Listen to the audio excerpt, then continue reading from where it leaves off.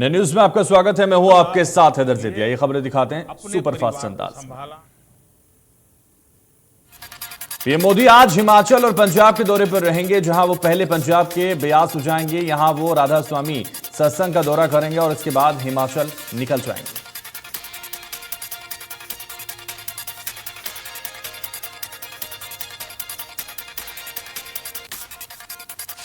पहलवान सुशील कुमार को शुक्रवार रोहिणी कोर्ट में अंतरिम जमानत दी गई। सुशील के वकील ने कोर्ट में उनकी पत्नी की तबीयत खराब होने का हवाला देते हुए 3 हफ्ते की अंतरिम जमानत देने के लिए गुहार लगाई।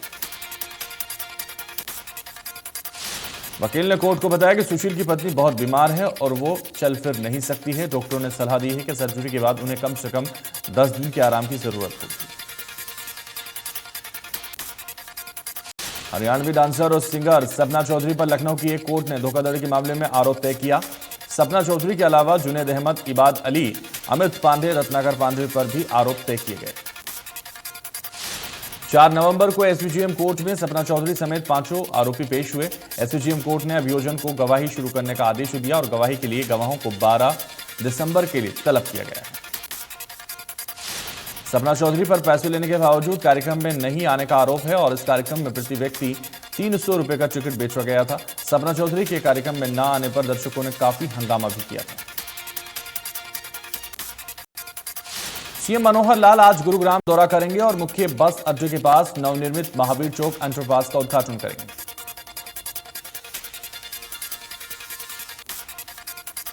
रोहतक में पंडित बीडी शर्मा स्वास्थ्य विज्ञान विश्वविद्यालय के दूसरे दीक्षांत समारोह में राज्यपाल बंडारू दत्तात्रेय, सीएम मनोहर लाल और स्वास्थ्य मंत्री अनिल विज शिरकत करेंगे।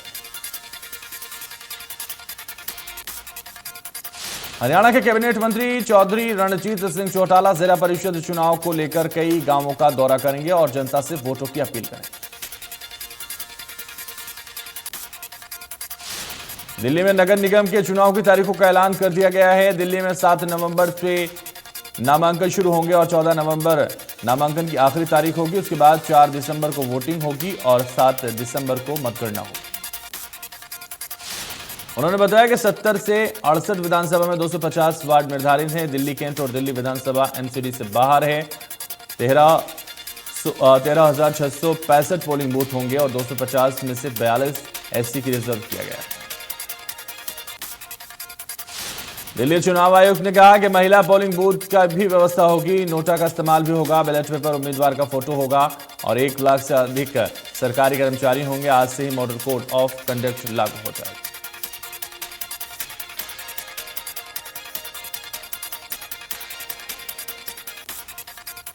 और दिल्ली एनसीआर में वायु गुणवत्ता बहुत खराब श्रेणी में दर्ज की गई। केंद्रीय प्रदूषण नियंत्रण बोर्ड के मुताबिक दिल्ली में एक्यूआई लेवल 430 के पार पहुंच गया। दिल्ली में प्रदूषण से निपटने के लिए जीआरएपी ग्रेड 4 लागू किया गया और वहीं प्रदूषण को देखते ही प्राथमिक स्कूल आज से बंद रहेंगे। दिल्ली में बढ़ते प्रदूषण को देखते हुए पर्यावरण मंत्री गोपाल राय ने कहा कि राष्ट्रीय राजधानी क्षेत्र में ट्रकों की एंट्री पर रोक रहेगी। केवल एसेंशियल ट्रकों की ही दिल्ली में एंट्री मिलेगी। सीएनजी और इलेक्ट्रिक ट्रकों को दिल्ली में एंट्री की परमिशन रहेगी और इसके साथ ही गोपाल राय ने कर्मचारियों को वर्क फ्रॉम होम को लेकर भी कंपनियों को एडवाइजरी जारी की गई है। गोपाल राय ने बताया कि दिल्ली में पहले से ही निर्माण और विध्वंस कार्यों पर रोक है, लेकिन कुछ कैटेगरी कुछ छूट थी। अब हाईवे, ओवरब्रिज, पाइपलाइन, इन सब पर भी प्रतिबंध लगाया गया है। और पराली जलाने के मामले थम नहीं रहे हैं। सख्ती के बाद भी पराली जलाई जा रही है और पंजाब हरियाणा में पराली जलाने के हालात दिखाई दिए हैं। पंजाब में हरियाणा से कई गुना ज्यादा मामले हैं। दिल्ली के मुख्यमंत्री अरविंद केजरीवाल और पंजाब के सीएम भगवंत मान ने एक संयुक्त प्रेस कॉन्फ्रेंस की और कहा कि पंजाब में अगर पराली जल रही है तो इसके लिए हम जिम्मेदार हैं। सीएम केजरीवाल ने कहा कि किसान भी धान की पराली नहीं जलाना चाहते, लेकिन 2 फसलों के बीच सीमित समय के अंतर के कारण उनके पास कोई विकल्प नहीं। वहीं भगवंत मान ने कहा कि अगले साल तक 40 लाख हेक्टेयर भूमि पर पराली जलाने को रोकने के लिए ठोस समाधान होंगे। केजरीवाल ने कहा कि हम वादा करते हैं कि अगले साल तक इस समस्या नहीं होगी।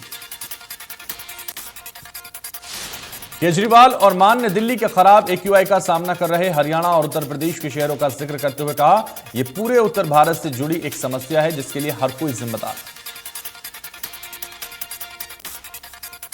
और कृषि मंत्री जेपी दलाल ने प्रेस कॉन्फ्रेंस पर कहा कि दिल्ली में प्रदूषण की स्थिति गंभीर है, जिससे धुआं हरियाणा में भरा हुआ है। ये दिवाली के आसपास समस्या आती है। जेपी दलाल ने कहा कि पराली जलाने की घटनाओं में हरियाणा ने काफी कमी आई है। हम कोशिश कर रहे हैं कि हरियाणा में जीरो बर्निंग हो और हरियाणा की वजह से ना दिल्ली, हरियाणा में प्रदूषण हो। पंजाब पराली जलाने की घटनाएं बढ़ी हैं, लेकिन हरियाणा पर दोषारोपण हो रहा है। ये दुर्भाग्यपूर्ण है और उससे किसान भी आक्रोशित हैं।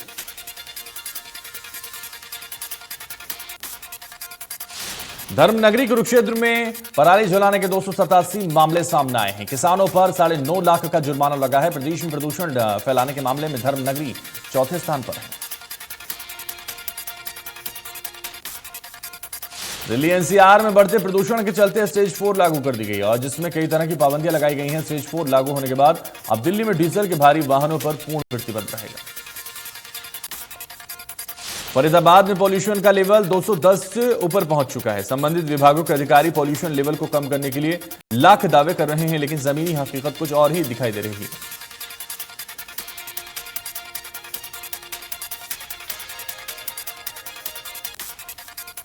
और विधानसभा अध्यक्ष पद के 3 साल पूरे होने पर ज्ञानचंद गुप्ता ने प्रेस कॉन्फ्रेंस की। इस दौरान उन्होंने कहा कि 3 साल में विधानसभा में कई काम हुए हैं।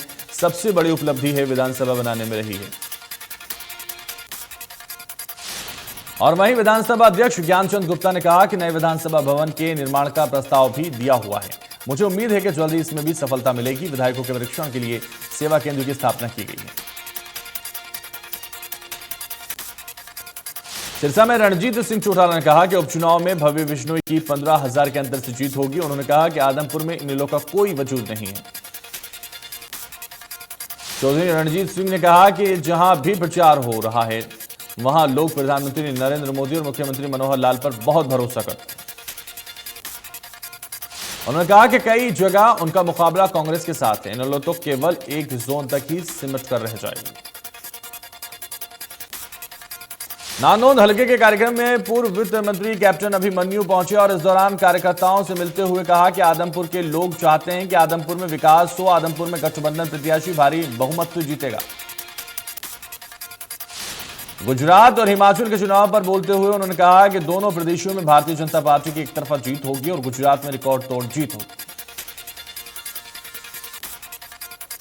उन्होंने कहा कि लोग भाजपा का कमल खिलाकर देश के प्रधानमंत्री नरेंद्र मोदी के हाथों को मजबूत करेंगे। विपक्षी पार्टियों के पास कोई मुद्दा नहीं है। पूरे देश में समान तरीके से विकास करवाकर देश को ऊंचाइयों पर लाकर खड़ा कर दिया। यमुनानगर निगम के कर्मचारी द्वारा काम के प्रति लापरवाही बरतने पर मेयर सख्त है। लंबे समय से फाइल रोककर बैठे निगम के 3 बाबुओं को निलंबित करने की मेयर ने सिफारिश की। यमुनानगर में मेयर ने अधिकारियों के साथ बैठक कर शहर के विकास कार्यों में तेजी लाने और ब्रांचों में किए जा रहे कार्यों की समीक्षा की। उन्होंने कहा कर्मचारियों को काम तेजी से करना चाहिए।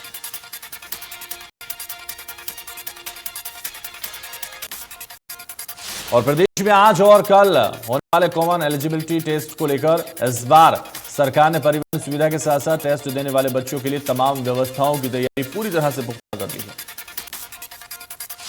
सरकार द्वारा इस बार उपलब्ध करवाई जा रही सुविधाओं को लेकर युवाओं ने जमकर हरियाणा सरकार की तारीफ की है। और वहीं रोडवेज के महाप्रबंधक ने बताया कि फरीदाबाद जिले से लगभग 100 बसों का इंतजाम किया गया है।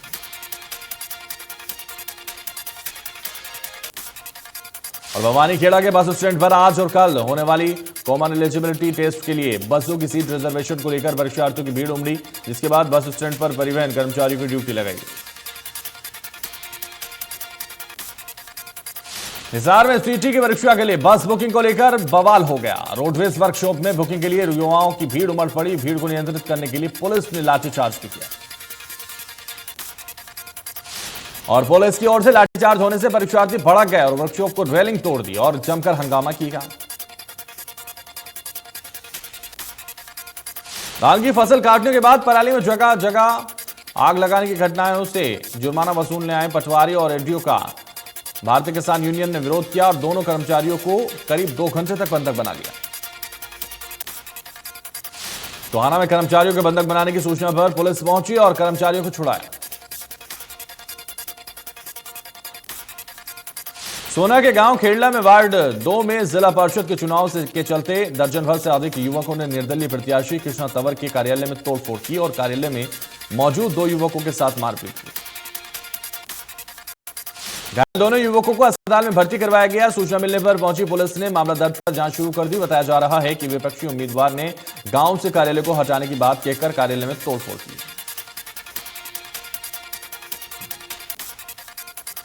भीमखेल परिसर में 12 से 25 नवंबर तक होने जा रही अग्निवीर भर्ती के लिए जिला प्रशासन ने कमर कस ली है और इसी कड़ी में आज शुक्रवार को एसडीएम संदीप अग्रवाल द्वारा टीम के साथ स्टेडियम में व्यवस्थाओं का जायजा लिया गया।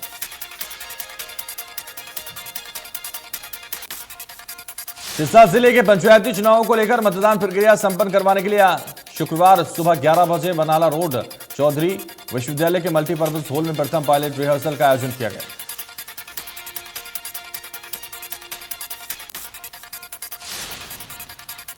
और इस दौरान कर्मचारियों को चुनाव प्रक्रिया बारीकी समझाई गई। सिरसा के जिला निर्वाचन अधिकारी एवं उपायुक्त पार्थ, अतिरिक्त उपायुक्त, एसडीएम सहित अन्य अधिकारी मौजूद रहे। पंचायत चुनाव को लेकर शांतिपूर्ण कराने के लिए एसडीएम संजीव कुमार और डीएसपी अमित भाटिया के नेतृत्व में अति संवेदनशील का गांव से निकाला गया फ्लैग मार्च।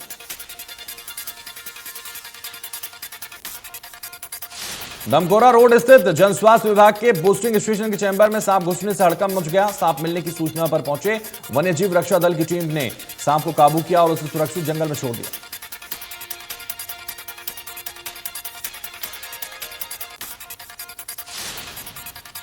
कुरुक्षेत्र में पंचकूला विजिलेंस ब्यूरो की टीम ने कुरुक्षेत्र के पुलिस उप निरीक्षक बलराज सिंह को 40,000 की रिश्वत लेते गिरफ्तार कर लिया। उप निरीक्षक बलराज सिंह ने दर्ज मुकदमा कैंसिल करने की एवज में घूस ली और विजिलेंस डीएसपी शरीफ सिंह ने कहा कि शिकायतकर्ता की शिकायत पर आरोपी को रंगे हाथों काबू किया गया।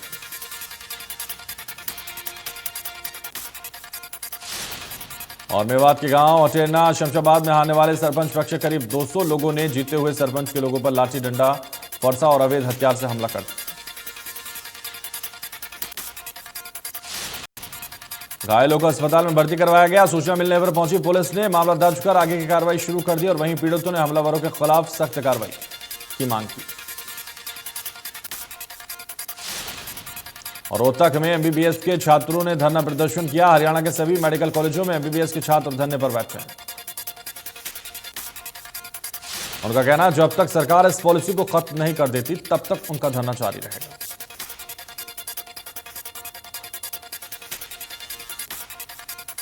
बॉन्ड पॉलिसी के खिलाफ पिछले 4 दिनों से धरने पर बैठे एमबीबीएस छात्रों के साथ आम आदमी पार्टी भी मैदान में उतर आई है और छात्रों ने कहा जब तक मांगे नहीं माने जाएंगे प्रदर्शन लगातार जारी रहेगा।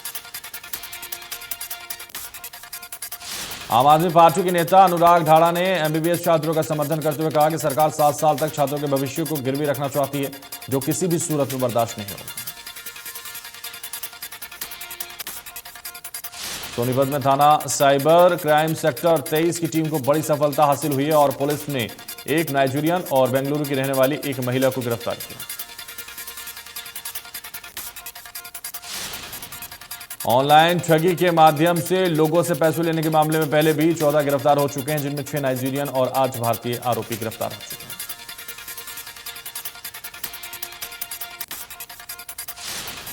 हरियाणा में नशा तस्करों पर सरकार और प्रशासन की कार्रवाई लगातार जारी। मलिकपुर बांगर में नशा तस्कर के अवैध पैसे से बनाया गया ढाबा और बाड़ा ध्वस्त किया गया। अंबाला पुलिस की सीआईए 1 ने जया कॉलोनी से एक नशा तस्कर को गिरफ्तार किया, जिसके पास से 1 किलो 150 ग्राम अफीम बरामद। और नशा तस्कर आरोप को कोर्ट में पेश कर 5 दिन के रिमांड पर लिया गया। आरोपी की पहचान रामोतार के रूप में हुई और रिमांड के दौरान पुलिस आरोपी से सख्ती से पूछताछ करेगी। फरीदाबाद के अनंगपुर में लड़के ने अपने ताऊ के लड़के की हत्या कर दी। खाना बनाने को लेकर दोनों में विवाद हुआ था। बीती शाम विवाद बढ़ता देख परिजनों ने पुलिस बुलाई थी। पुलिस ने मामला शांत करा। लेकिन अगले दिन अनंतपुर में ऑटो में स्टैंड पर खड़े चचेरे भाई ने चाकू से हमला कर मौत के घाट उतार दिया। शव को पोस्टमार्टम की रिपोर्ट चुरी में रखवाया गया। इंद्री कोर्ट परिसर इंद्री में पेशी पर लाए गए 50 वर्षीय प्रताप की अचानक तबीयत बिगड़ने के बाद अस्पताल ले जाते समय मौत हो गई और मृतक के परिजनों का आरोप है कि पुलिस ने प्रताप को काफी प्रताड़ित किया, जिस कारण उसकी मौत हो गई। और वहीं पुलिस के अनुसार कोर्ट के आदेश प्रताप को न्यायालय में पेश किया गया। रोहतक में एक शर्मसार करने वाला मामला सामने आया, जिसमें एक 4 साल की मासूम के साथ पड़ोस में रहने वाले अधेड़ उम्र के व्यक्ति राजेंद्र ने घिनौनी हरकत कर डाली और थाने में हुई एफआईआर के अनुसार राजेंद्र बच्ची को टॉफी दिलाने के बहाने बहला फुसलाकर एकांत जगह पर ले गया और छेड़खानी कर डाली। बच्ची चिल्लाती रही, लेकिन अधेड़ को रहम नहीं आया। करोंडा मंडी से हुई पीआर धान की सरकारी खरीद सवालों के घेरे में आ गई। मंडी में फसल का गेट पास जारी करने में भारी अनियमितता सामने आई है और 20 मिनट में 21 गेट पास और 24 मिनट में 28 गेट पास काट दिए गए। मंडी के 2 दर्जन से अधिक आड़तियों के रिकॉर्ड में भारी गड़बड़ी है। मार्केटिंग बोर्ड द्वारा धान की आवक और गेट पास की जांच की जा रही है और वहीं सीएम फ्लाइंग छापे की सूचना से दिन भर अनाज मंडी में हड़कंप मचा रहा। साधुओं के शाही स्नान के साथ यमुनानगर में ऐतिहासिक राज्य सराय मेला कपाल मोचन शुरू किया गया और इस मेले का उद्घाटन अंबाला मंडल की आयुक्त रेणु फुलिया ने किया। कुरुक्षेत्र में डेंगू का कहर जारी है। अब तक 31 मामले मिल चुके हैं, जिसके बाद स्वास्थ्य विभाग में हड़कंप मच गया और स्वास्थ्य विभाग की 30 टीमें घर घर जाकर लोगों को जागरूक कर रही हैं। यमुनानगर के ग्रामीण इलाकों में इस बार डेंगू ने काफी लोगों को प्रभावित किया। यमुनानगर में जहां कुल 401 मामले स्वास्थ्य विभाग के पास दर्ज हुए, तो वहीं चिकनगुनिया के 3 और जापानी बुखार का 1 मामला सामने आया। यमुनानगर के निजी अस्पतालों में भारी संख्या में डेंगू के मरीज पहुंच रहे हैं और उनके प्लेटलेट्स कम हो रहे हैं। अस्पतालों में स्वास्थ्य विभाग ने डेंगू का अलग से वार्ड भी बनाया। यमुनानगर में डेंगू से बचने के लिए स्वास्थ्य विभाग की ओर से गली गली फोगिंग करवाई जा रही है। ग्रामीण इलाकों में ब्लॉक विकास अधिकारी द्वारा अलग अलग इलाकों में ड्यूटी लगाई गई। कुरुक्षेत्र में जिला मलेरिया अधिकारी रमेश सबरवाल ने बताया कि विभाग ने डेंगू के 987 लोगों के टेस्ट किए, जिनमें से 31 मामले कंफर्म मिले। 29 लोग ठीक हो चुके हैं। अभी 2 एक्टिव केस बताए जा रहे हैं। पानीपत में मालगाड़ी की छत पर खड़ा होकर सेल्फी ले रहा 14 साल का युवक हाई वोल्टेज चपेट में आ गया। हादसे में युवक का सिर पूरी तरह से झुलस गया। आनंद फानंद में उसे सामान्य अस्पताल में ले जाया गया।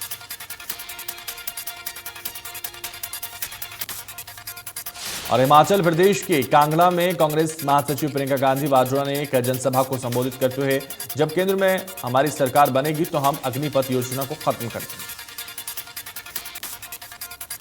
हम जो वादा करते हैं उसे पूरा करते हैं। छत्तीसगढ़ में हमने किसानों की कर्ज माफी का वादा किया था और इसे लागू किया गया। आम आदमी पार्टी के राष्ट्रीय संयोजक अरविंद केजरीवाल ने गुजरात में अपने सीएम चेहरे का ऐलान कर दिया।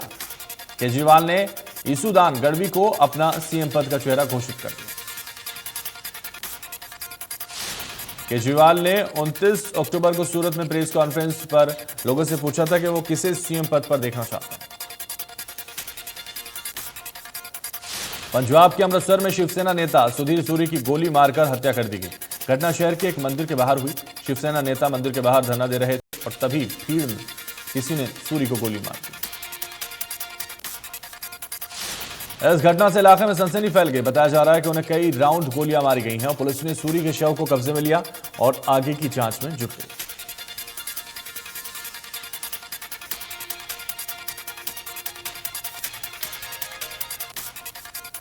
पाकिस्तान के पूर्व प्रधानमंत्री इमरान खान पर हुए जानलेवा हमले के बाद देश में बवाल मचा हुआ है। इमरान के समर्थक पूरे देश में सड़कों पर उतर आए हैं।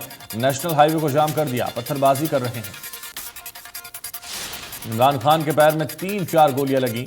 निशाना चूकने के बाद हमलावर वहां से तुरंत भाग निकला, लेकिन समर्थकों ने उसका पीछा नहीं छोड़ा और उसे पकड़ने के लिए दौड़ लगा दी। उसके बाद सुरक्षाकर्मियों ने उसको अरेस्ट कर दिया। इमरान अभी अस्पताल में हैं और उनकी हालत स्थिर बताई जा रही है। उनके डॉक्टर फैसल सुल्तान ने बताया कि इमरान खान के पैर में टीबिया बोन में गोली लगी है, ऑपरेशन कर इसे निकाला जाएगा।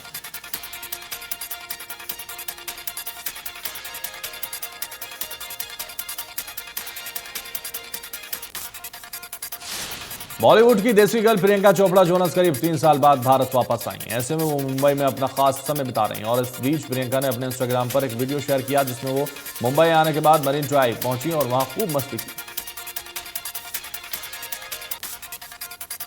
बॉलीवुड एक्टर सिद्धार्थ मल्होत्रा और कियारा आडवाणी अक्सर अपनी रिलेशनशिप की वजह से सुर्खियों में रहती हैं। बताया जा रहा है कि दोनों जल्द शादी करने वाले हैं। Bollywood actress Janhvi Kapoor upcoming film Mili का प्रमोशन कर रही हैं और इस बीच फिल्म के प्रमोशन के लिए जानवी डांस रियलिटी शो झलक दिखला जा के मंच पर पहुंची।